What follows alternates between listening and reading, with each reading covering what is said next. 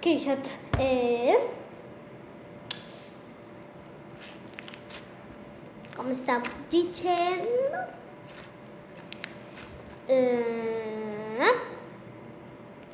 scusate che stoppato,